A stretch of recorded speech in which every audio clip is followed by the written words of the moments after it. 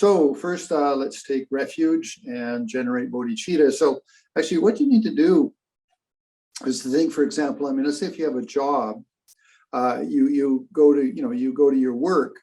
Well, you're not there really just for yourself. You're there for possibly your family. I mean, if you have a family. So you're actually working for them.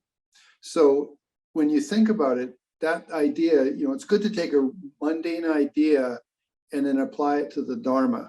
So for example, I'm attending a Dharma discourse right now. Well, it's for my family, to have a feeling about it. And then basically, excuse me, there's like a stupid thing's showing up. Anyway, so that, for example, I'm attending this course for the family, and then in the long term, you could say I'm attending it for the benefit of all sentient beings. But as Tricha Rinpoche, one of my teachers, said, it's really important to start with something where you have some feelings. And the reason for that is because we only accumulate karma if we actually create the cause. And so therefore, actually having a feeling of, for example, yeah, I love my family, I'm here for them too. Now you're actually accumulating karma for 4 or 5 people, maybe. If you have some a larger group of people in your mind, then you're accumulating karma for them or with them. And that's actually what it means to practice in the terms of bodhicitta. Is Lama Zopa Rinpoche says, when you really have bodhicitta, even the smallest thought creates infinite oceans of karma, because you're doing it for the benefit of universal sentient beings. Now, the thing, we don't have an ability to perceive that, and also maybe we don't have very strong feelings just right now. So it's good to start with family and then, expand that to say that I'm working for the benefit of all sentient beings. So that was just the start. So I do a prayer that's a little bit different than the standard one, but I'll explain in a second. I go for refuge to the Buddha, Dharma, Sangha from now until enlightenment. I'll work for the benefit of all sentient beings. May all beings be happy. I go for refuge to the Buddha, Dharma, Sangha from now until enlightenment. I'll work for the benefit of all sentient beings. May all beings be happy. I go for refuge to the Buddha, Dharma, Sangha from now until enlightenment. I'll work for the benefit of all sentient beings. May all beings be happy. Now, that particular prayer, I created it a little bit when I was in Canada. I was bringing up 2 stepchildren and with my wife at that time in Canada. And so I wanted a prayer that wasn't just sort of purely Buddhist, but actually had a little bit of meaning that didn't require a lot of interpretation. So, I mean, I go for refuge, Buddha, Dharma, Sangha from now to enlightenment. That's pretty straightforward.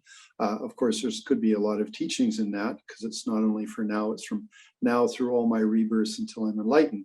But as I say, we don't need to do that. But then I'll work for the benefit of all sentient beings. May all beings be happy. Those 2 sentences, I think, are meaningful for people that are non-Buddhist, that they sort of say, oh, look at you Buddhists, you actually have a sort of a big thought, may I work for the benefit of all sentient beings. So we used to do that when we had dinner, and inevitably some of my stepkids would have their friends come over and have dinner, and so they would like have the spoon almost in their mouth as they're eating, and then we'd start the prayer, and they go, they put the spoon down and sit there. I don't know if they'd put their hands in front of their chest, but they'd be a bit shy. But what was really nice was, after about 4 or 5 years, they actually knew the prayer. And that was meaningful. I mean, I remember one of the girls, she was about 18 when last time I saw her. and she said, she could say the prayer. And so that means she understood something. So, again, we don't evangelize in Buddhism, but it's nice to sort of have the idea of that what I'm doing has some sort of a greater context to it. And so anyway, that's just a thing for a simple version of the prayer, slight adjustment, but I think it's meaningful for people that have never heard about a Buddhist, Buddhist prayer, and especially offering of food. So this evening, I wanted to talk about bodhicitta, and also I think we might have touched on it briefly in other sessions about, there's this sort of this new age thing about you have to love yourself first before you can love others. And I wanted to talk about that because I thought, it's a quite important thing. And, if you sort of say, oh, I need to take care of Jhampa first, because he's really, important. He's me, I want to take care of him. Okay, and in many ways, that's the antithesis of anything that Shantideva has said, ever about, we should really start to appreciate that, our existence is completely interdependent and connected with other sentient beings, and so therefore we shouldn't just work for ourselves. But then there's the thing of, I better take care of myself. So, let's take a step all the way back to bodhicitta. So bodhicitta, and remember, this is in the theme of be your own therapist. And so it is all based, I'm going to say, on Buddhism, but we're sort of restructuring it a little bit, maybe for our Western minds. So if you step back about bodhicitta, bodhicitta is, may I be a benefit to all sentient beings, and so, of course, may I be a benefit, ultimately as a fully enlightened being, though I have incredible abilities to work for the benefit of others. But also, it's, well, that's the goal. But when you look at practice, it's important to sort of put it in a context to say, okay, well, where is the first place that I have to, bring sentient beings into enlightenment? Well, it's within myself. That may I bring my delusions to enlightenment. And then you might say, well, how do you do that? I mean, delusions are delusions, but no, it's how you relate to them that's really, really the crucial point. So, for example, let's just say there's anger. Okay, so I have anger. So, you look at it and you say, well, gee, anger, what are you about?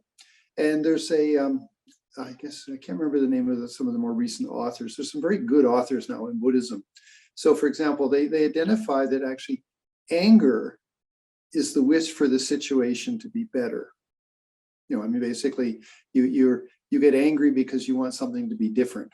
Now, there's a couple of things on that. One is anger is not the best technique to accomplish it, and the second one is that are you really actually doing something for the benefit of that sentient being, or is it just purely a personal, projection of that we have that's making us angry, our insecurity or whatever. But if you look at sort of the core emotion of anger, it says, I want the situation to be better. Okay, so you could say that anger has the potentiality of making enlightenment. If you take, for example, the wrathful deities of, Yamantaka, it's the anger of Yamantaka is aimed at my ignorant mind. That, that may I bring my ignorant mind into enlightenment. But the bottom line, though, is that if you were to look at your anger and say, well, like, I have a very strong feeling, like it's a really intensive feeling, I don't like this situation. Well, you could sort of say, well, what's the actual thing that you're saying is, well, I'd like the situation to be different, and then you could say, well, I'd like it to be better. So when you look at your anger, you could look at it and say, well, anger, I need to bring you to a more enlightened position. And that actually then is bodhicitta applied to your anger. Now, it's the example would be is like you could embrace your anger or something like that. But you've got to first identify correctly that actually anger is unhappiness. It really isn't a happy mind. It's a very agitated mind. It's does a lot of projection. It has a lot of intensive energy, but it's just a very unhappy mind. And it doesn't really understand that it's not a good technique. So therefore, what you do is you then say, okay, well, anger, I'd like you to be more enlightened. I'd like you to have better technique and ability. I'd like to help you become more enlightened. Okay, so first, and this is very important, for example, in actually dealing with anger, is you got to identify its suffering. It's not a happy mind. That's really, really important. And actually that, if you look at the standard presentations of how to deal with anger, is the first step is recognizing anger is not skillful, it's not beneficial. So you start to have a different perspective about anger. It's not like, oh, anger works. No, anger doesn't work. So you disenfranchise yourself with the idea that anger is the best technique. So that's the first step. Then then you basically apply other techniques. For example, and maybe you do breathing meditation. You appreciate that it's just very egocentric, or that, whatever might be the thing. If we follow Shanti Deva's point of view, you could say it burns infinite amounts of your good karma. It alienates people. It makes you unhappy. It makes others unhappy. To give you indigestion, you won't sleep at night. These are all the standard presentations. So, but you have to say, whoa, this is a suffering mind. This is a mind that has got a lot of unhappiness. So your perspective is shifting. So first off, anger is not the best technique, is identifying that when I get angry, it's not the best way to deal with the situation. Secondly, well, this is a mind full of suffering. It's very unhappy mind, and it's creating lots of unhappiness in myself, a lot of unhappiness in others. It's really an unhappy mind. Whoa, it's the object of compassion because it's suffering. Okay. Then you say, well, I need to bring my angry mind to a more enlightened position. So you actually befriend your angry mind. Now, befriending it doesn't mean you accept it and you allow yourself to be angry. No. What you means is that you say, okay, anger, I need to befriend you. I need to be friendly with you because I'm going to work with you. Okay. So if we look at, for example, the Jhampa Rinpoche from hundreds of years or 30, 40 years ago said, if you see a pile of excrement, you could just say, oh, how dirty and ugly. But if you have a creative mind, you look at it and you say, fertilizer. Now, the excrement needs to be composted, mixed with grass and soil and things, has to be left to sit, to compost itself. But then it turns into fertilizer, and that makes the flowers incredibly beautiful. Like these flowers just up here behind me in that picture, the fertilizer make them so gorgeous. So when you look at your anger, if you look at it one way, it's like a piece of shit. It's basically excrement. But if you look at it and say, no, this is potentially fertilizer. And so what would be the fertilizer of anger? Or what would be the product of having composted anger? Well, the product is actually really heartfelt compassion for somebody else who's getting angry. If you look at your anger and you have the attitude of, okay, well, gee, angry, you're really unhappy mind. I'd like to bring you to a more enlightened position. Okay, so I'm going to befriend you. I'm going to work with you. And then you use the standard techniques. You're not skillful. You need to be better at working with the situation. You really want the situation to be better. Well, how could you do it intelligently? So you dialogue with yourself with the anger. Okay, so those are standard techniques. But the objective is, may I bring my anger into enlightenment? And now if you did that, if you finally then said, when angry feelings come and they're going to overwhelm you, you basically go, wow, like you're such an unhappy mind, hey, I love you, I embrace you, you want to be happy, but we're going to do it in a better way. So your perspective to your anger is different. Okay, now when that becomes fairly stable, and we're maybe talking in 5, 10, 20 years of practice, okay? I'm not saying it's going to happen tomorrow morning, but the attitude, the perspective is really quite important, because later, when, for example, you have somebody in front of you being really angry, you can actually love them. You can have real feelings of love and compassion because you've been there, you know what anger is like, you know how it's not much fun. And so when you see somebody else angry, you appreciate, well, they're really unhappy. They're suffering. They want the situation to be better, but they're not doing it very well. May I help them in some way to do it? So you actually have empathy and compassion and love for them. And that's not too complicated. I can say, that I have a very interesting life. Okay, I went to India when I was 20. I was a Buddhist monk for 14 years, under the care of Lama Yeshe, Lama Zopa, but then, of course, all of the great lamas in Dharamsala and such and things. So I have that 14 years. And then I returned to Canada and I married someone that had lived in India for 7 years, because I thought that was a very appropriate thing. I mean, she was a Buddhist, had the same lineage, everything like that. So I thought, hey, good match. But she had 2 children. So I adopted the 2 children. And then as time passed, one of them, the older one, had a lot of anger issues. And it was, I think, around his father having abandoned him. The father was never really involved. And although I became daddy for him, and that's what he recognized for me, is that still to arrive at that, though, we had to go through a lot of anger. And so I suddenly, here I had 14 years Buddhist monk, I'd done almost 6 years worth of retreat. I'd studied extensively, I had all this great Buddhist material there. And I've got now a 13-year-old boy just freaking out and yelling at me and saying horrible words and stuff. And of course, initially I just get angry. It's like, whoa, how dare you say those things to me, you little twitch, I mean, I have my stuff. So anyway, that was the first thing. But then I went like, whoa, hey, this isn't working.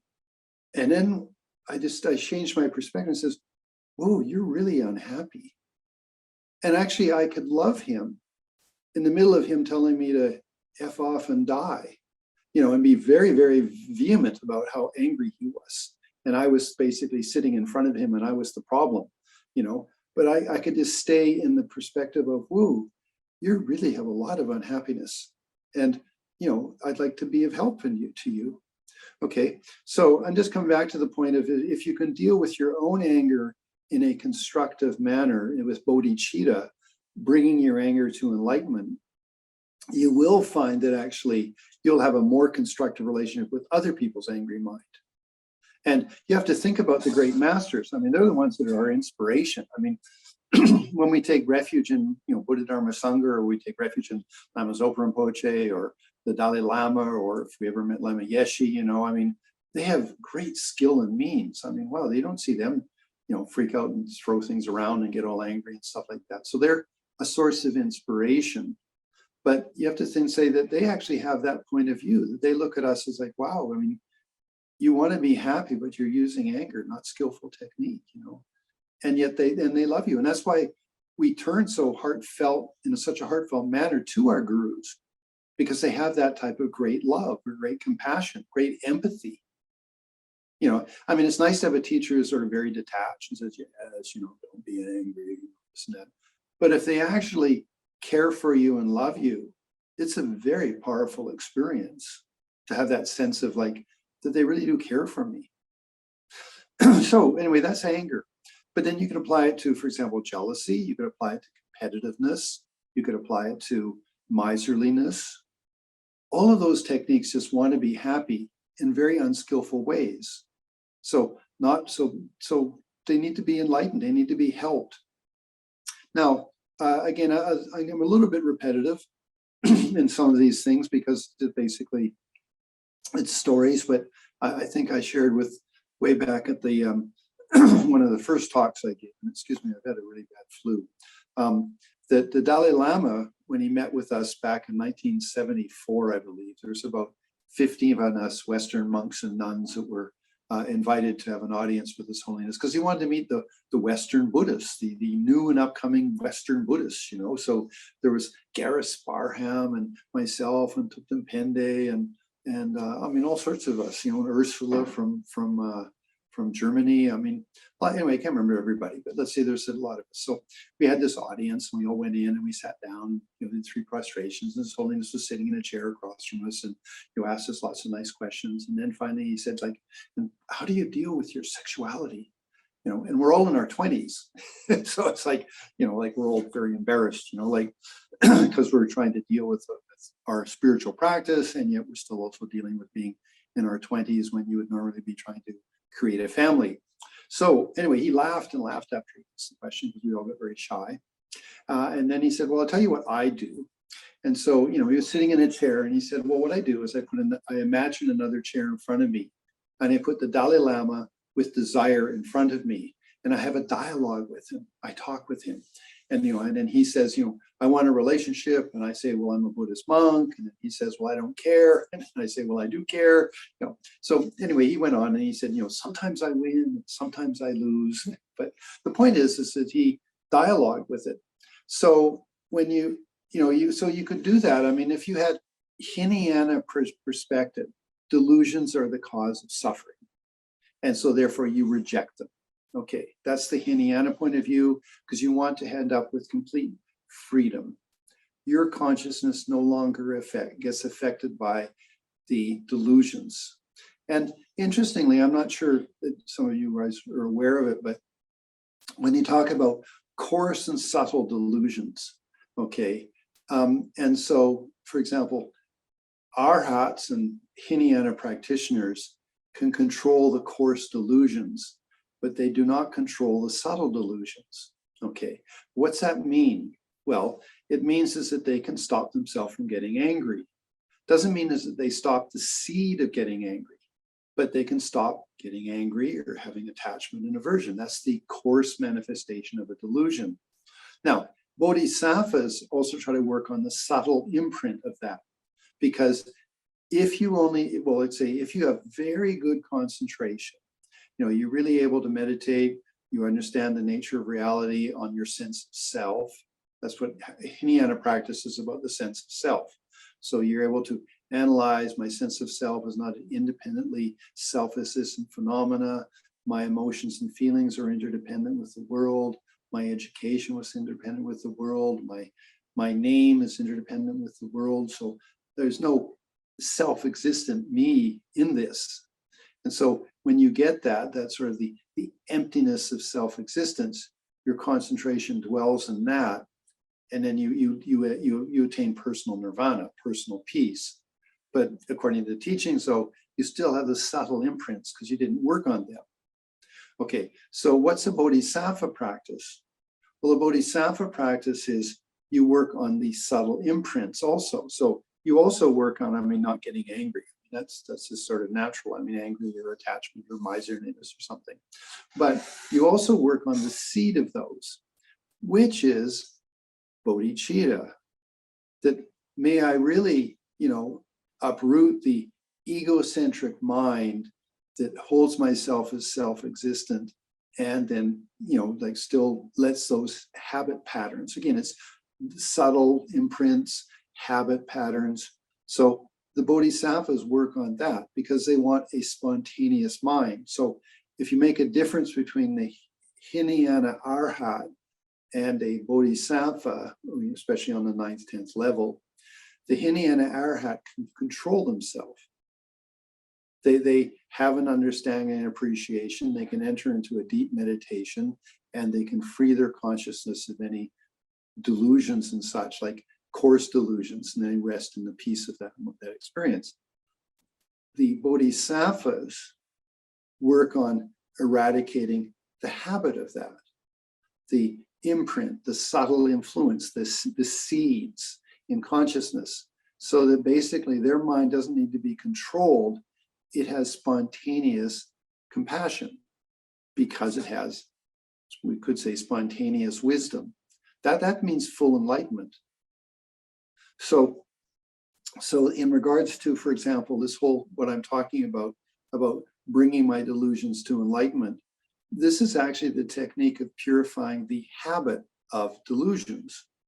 The familiarity we have, we shift the perspective we have. So when they arise, we want to bring them into enlightenment. We have a more constructive view of them. And then why would that be important? Well, if you take in a fully enlightened being, they spontaneously work for the benefit of sentient beings. Well, how would you be able to be spontaneously working for the benefit of sentient beings if you didn't have a basis for that? And the basis for that would be empathy. I've been angry and I worked on it. I brought my anger to enlightenment. Oh, here's a person in front of me who's angry. May I help them become more enlightened? Because I had that more constructive view of how to deal with anger. Or let's say I have jealousy, or I have competitiveness. Because I did it on myself, I brought my jealousy to a more enlightened position and finally liberated itself from being jealous and competitive or whatever. Then when I will spontaneously have empathy and compassion for others. So the basis of the spontaneity of a Buddha is their empathy, compassion, and love. Okay, and they don't need to think about it. I mean, again, if you study refuge, it's very good. I'm thinking the next week, if I get a chance, I'll talk about refuge. But it's really, really good to go into the details of a mind of a fully enlightened being, or if that's complicated because it's actually inconceivable, the mind of a bodhisattva, whether it's a path of seeing bodhisattva, or the path of practice, or the path of noble practice, the first through the 10th bhumi, however you want to define it. That's actually quite fertile ground for reflections and meditations, to have an idea of what an enlightened being might be like. And that's important. I mean, if we really practice well, I mean, the thing with being a Buddhist is we want to be intelligent. We don't want to just sort of have faith. I mean, it's good to have faith. Faith is very powerful, but it's good to have faith that actually has a really good foundation for it. So therefore, I'm talking about the spontaneity of a Buddha's love and compassion. I'm estimating it's based on empathy. And although the Buddha doesn't have to think about it, it's a spontaneous response to anger, attachment, jealousy, competitiveness, miserliness, okay?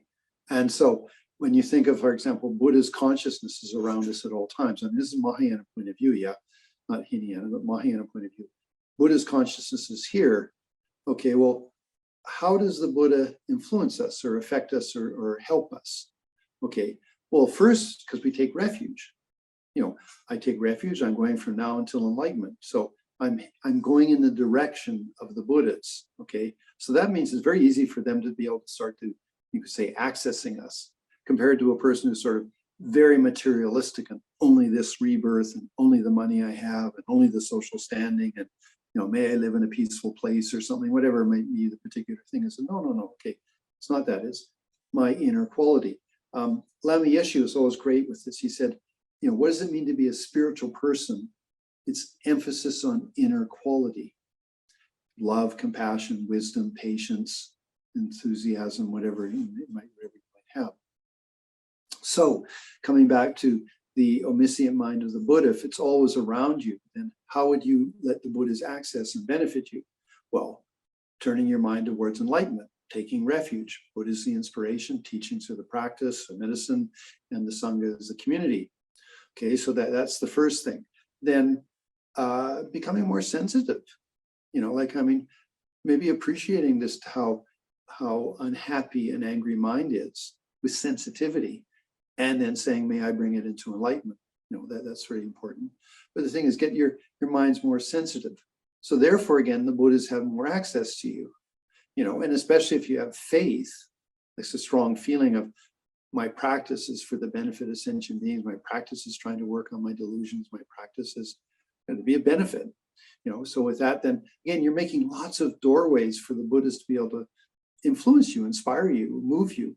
And then we have all the commentaries. I mean, Buddhas can manifest in any form whatsoever. They can be a mosquito, they can be a fly, they can be a car, they can be a bridge. All these are all the ways that the Buddhas can manifest. So when you have that type of perspective, then you're really, really opening a door for Buddhas to be able to help you. Again, you have to exercise intelligence. You can't be sort of neurotic about it.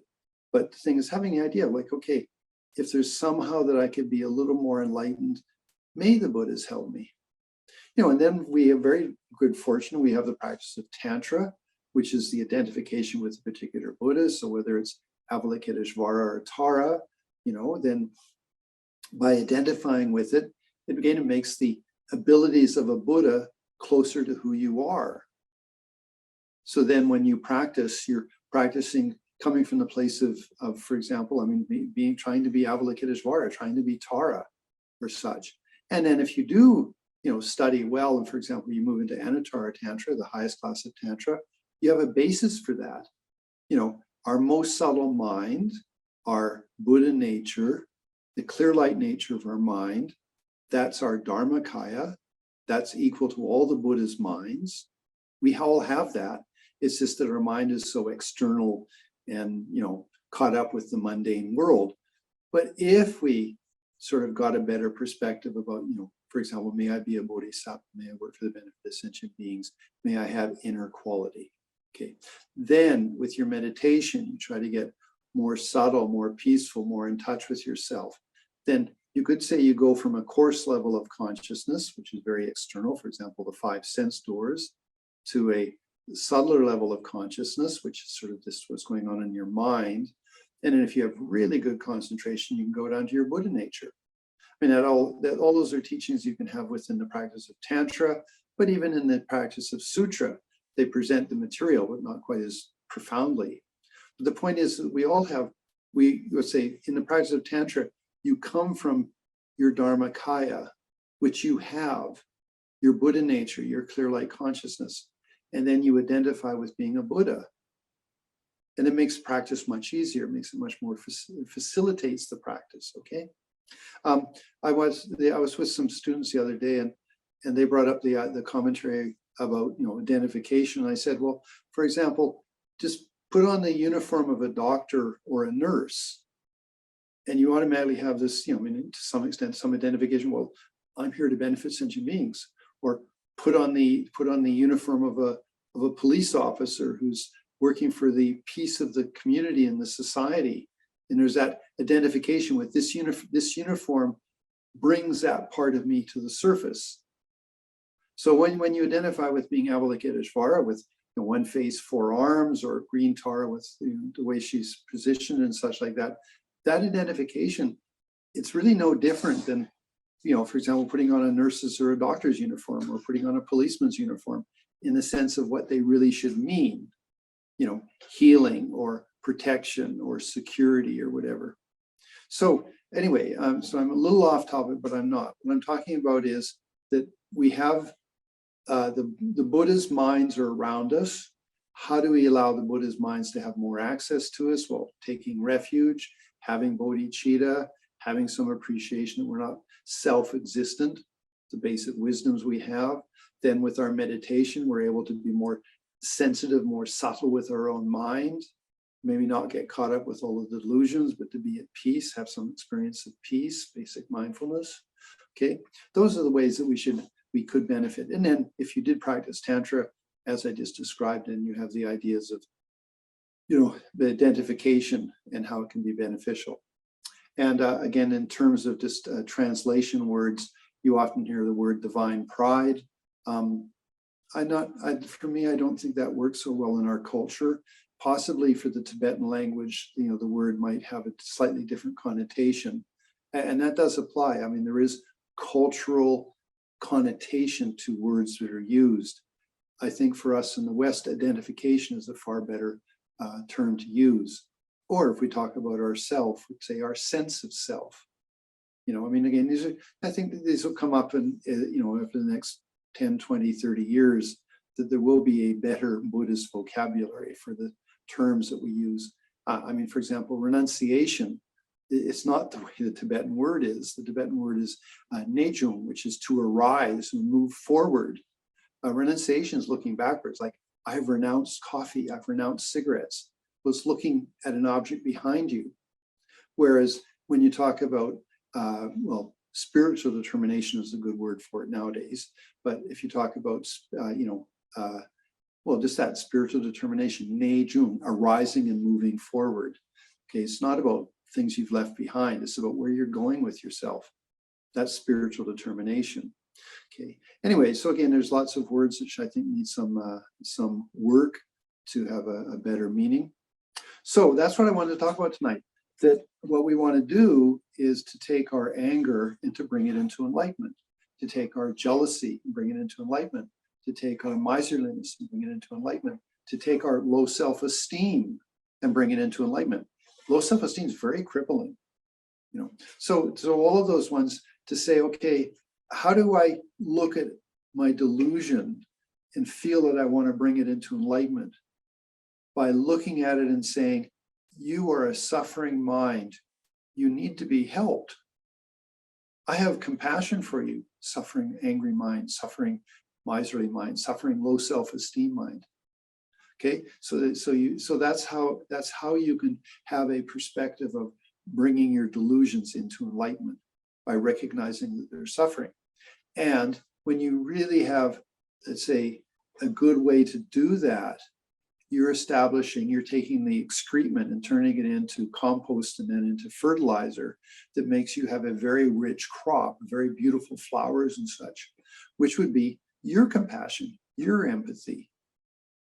You know, you've dealt well with your anger. When you see another person angry, you don't get defensive. You just feel, wow, you know, I love you because I've been there. I know what it's like, the suffering that you have. You know, maybe you can't fully express it because you make the person more angry. But the point is you have that within yourself. It's a whole different perspective. So you're not, say, defensive, or you're not competitive, or you're not whatever, you know, insecure. Okay. Anyway, so that's what I wanted to talk about tonight. That's basically just 35 minutes, but that's what I wanted to do. I don't really plan on talking for a whole hour. Now, I can open it to questions if I think there's 3 or 4 people online. So if somebody wants to ask a question, they can just sort of turn on their microphone and ask. If not, then we'll just do some dedication and close. So it is open to questions. Jhampa, when you were talking about empathy, I heard you implying that I needed to experience that thing before I could have empathy for that. And do you really feel like that's true? And I'll give you an example. I work in the addiction field, and one of the things that people always say, oh, if you've experienced addiction, you're going to be better at helping people with addictions. But in a study that looked at tobacco users, former tobacco users were not necessarily the best people to make smoking cessation counselors, because they tended to have a way of looking at things and they kind of got entrenched in that way. Mm-hmm. Okay. Now, we have to start off with a few sort of basics. Okay. Empathy or empathizing is touching another person and feeling their emotion. Okay. And maybe understanding it. Okay. So I guess that would be appropriate. So, I say addictions are a pretty hot topic. Okay, so that's going to be a little bit hard, but it is possible. I used to smoke when I was a teenager, and I can remember the sensations of that. In fact, actually, you make me remember that. I can remember that when I was in my 3-year retreat. Okay, so here I'm in Dharamsala, up on the side of the mountains. I've been isolated for months on end, and at a certain point, I would sit back and relax a little bit, and sort of okay, I'm pretty contented. And then I could see this imaginary sort of pull up and smoke. Yeah. It was woo, that was interesting. That came up in my mind.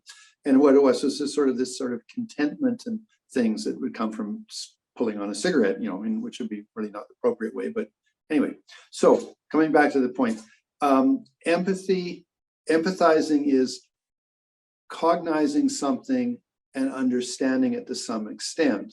Okay, now we don't have perfect empathy, but let's say, for example, when you see somebody doing something and you empathize a little bit, it means you react a little bit. Now, how you respond can be varied. So you might empathize, you see somebody being a jerk, and you sort of you identify the feeling that person's having, and then you get angry. Or I don't know, there's all sorts of options you could have. So we're talking about an empathizing, which actually is exercising a compassionate or a sense of identification and response. So it's a more constructive type of identification, empathizing. Okay, so when you have to do it with yourself, for example, it's sort of interesting. I have a couple of things that happened for me. One is, okay, I used to smoke cigarettes, and I remember when I quit, I was in Goa. It's 1970, Christmas time of 1970. I was just 20 years old. I hadn't yet met Buddhism yet, and I'd gotten Hep C. So I was filthy sick, but I'd been smoking, but I was so sick I couldn't smoke. And then at a certain point, I was in Goa. I'd basically recovered fairly much from the Hep C. And so I took a cigarette and I tried to smoke, and I remember my whole body just wrenched and reacted. And I thought, wow, you know, I mean, although I won, my body is just so thing. And I went like, wow. So I can remember the feeling of the addiction. I want a cigarette. And then I can also remember that like it didn't work for me and it wasn't good for me. And I'm so happy I finally got over it and things. So when I see somebody else who's trying to deal with addiction, I can feel for them in the sense of saying, whoa. Now, it doesn't mean that everybody has to get addicted to cigarettes and then stop to be able to have empathy. You know, it's not like that. But basically having a sensitive, emotional mind, you could then sort of say, whoa. And actually there is statistics on this. If you're a therapist with dealing with people with addictions, is that if you actually care for the person with the addiction, they respond better.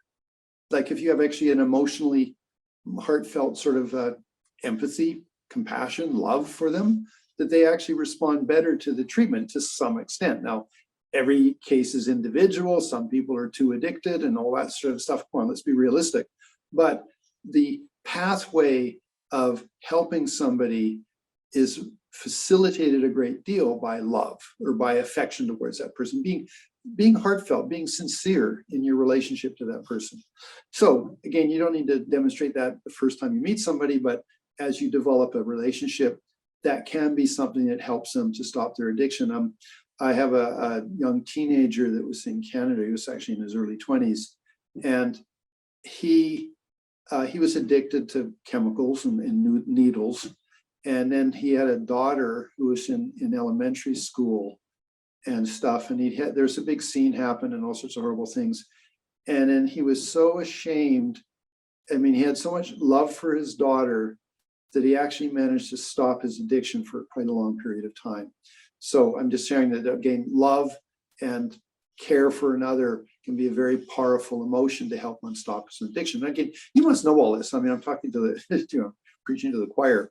But my point being is that empathy doesn't have to have the basic experience, for example, addiction to cigarettes, but it can appreciate maybe some form of craving and go like, whoa, I know that hurts. Ooh, that's really painful. Okay. And then maybe if you've dealt with your own craving in a fairly skillful way, you're going to look at this person and say, okay, well, let's see what we can do about this. But you're sort of inviting them into a more constructive thing rather than just saying, this is bad. You shouldn't stop. You should bad. Never helps. Okay. So I hope I'm rambled a little bit, but I hope that answered a teeny bit. Yeah, it did. And along the same line, you started off by saying you were talking about do I have to have self-love? Do I have to have self-compassion in order to have compassion for others? And lots of teachers say you can't. I think actually you can, but I think but how much can I proceed down the path of one of the four immeasurables? So loving kindness, for example, if I don't have one of the other four immeasurables, which is self-compassion. Okay, actually, you're right. I'm sorry, I didn't finish off that conversation about it. So I disagree with the thing about, oh, poor Jhampa, Jhampa needs to be loved. What you do is you take a perspective to your delusion of love, and that is self-love. So I look at Jhampa who gets angry. I think, well, I can say Jhampa who gets angry. Jhampa just wants to be happy. But damn it, Jhampa, you're just not doing this best technique. But in that dialogue, which is similar to what the Dalai Lama across from the chair of the Dalai Lama wanted to have a relationship, the thing is, in the perspective of Jhampa looking at Jhampa angry, there's a perspective, there's a separation, and that is the loving Jhampa. That's Jhampa full of love, looking at Jhampa who's angry, who needs to be helped. And that, for me, is self-love, or, it's the way you could refer to it. So when you start to take a position in yourself of bodhicitta, may I bring my delusions into enlightenment, you are coming from a position of love, which is filling you with love, which is taking care of yourself in a very special way. Now, again, I mean, these are things that we need to work at for a period of time, but that's, for me, that's the point. That, for me, that's the point where you could say that you are creating love in yourself. And that's not like yourself, it's not self-love, it's just, I have love. I don't know, do you get it? Donnie, did you have something?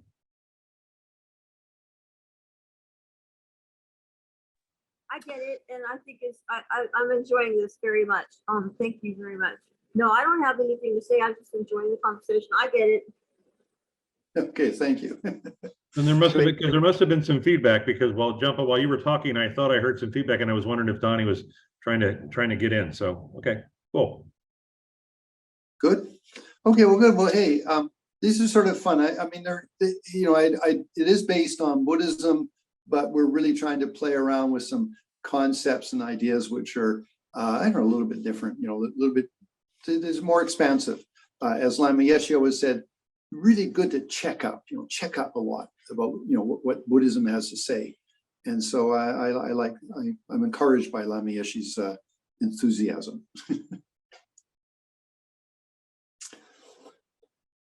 Okay, so that's going to be it for tonight, as far as I'm concerned, unless there's another question. Everybody's happy? Okay, now dedication. Okay, I've been saying prayers for, actually I've been Buddhist for 50 years, or 50. I'm up to my 52nd year almost. So it's not like, wow, I mean, not that I'm anything special at all. Actually, the best thing about all these years is I go like, whoa, I still have a long way to go. But anyway, point being though is that we can rattle off prayers. Like I have the 6-session Guru Yoga. I've been doing that since 1972, So I do it in Tibetan, so it's conscious Ningna Kapsa J Droken blah blah blah. Okay, I can rattle it off really fast. I mean, I bet I can do I can do 3 in the morning and 3 in the night if I'm good. So I can do the 3 in the morning in about I guess maybe a minute and a half, like 30 seconds each recitation. Okay. Anyway, and so you go like, wow, and there's no more meaning. Or similarly with if you memorize your sadhanas, like, I mean, for example, I do the Yamataka sadhana. I've made it longer than a long time ago, I had the whole frigging thing memorized, the long sadhana, like big one.